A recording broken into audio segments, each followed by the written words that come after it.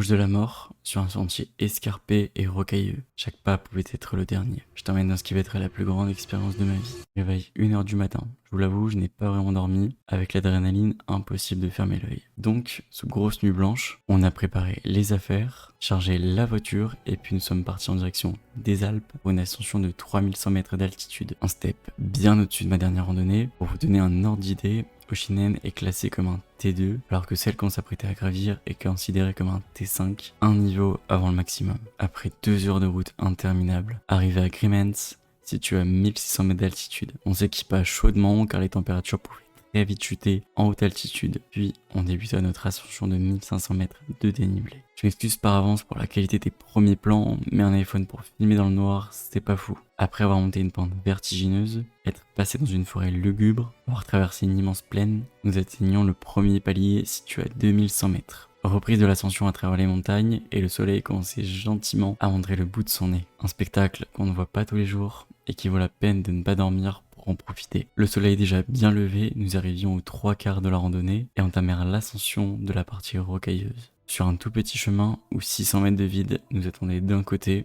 la concentration était à son maximal. Un pas de travers pouvait entraîner une chute fatale. Après avoir passé cette étape, il nous restait les 100 derniers mètres les plus durs de l'ascension. Une pente vertigineuse, un sol instable et un vide indescriptible. Arrivé à 3080 mètres d'altitude, nous avons dû renoncer au sommet après avoir fait face à une partie beaucoup trop dangereuse pour notre niveau actuel. L'étape d'après était d'escalader une chaîne accrochée à la paroi avec du vide de chaque côté sans savoir si on aurait la force de redescendre convenablement. Et le tout sans matériel. Nous avons donc entamé notre descente. Rien de très intéressant, nous étions fatigués, à bout, les articulations souffraient à chaque pas et quelques frayeurs de chute sur un sol instable. J'espère que la vidéo t'a plu, je t'invite à nous suivre pour d'autres aventures et on se dit à très vite.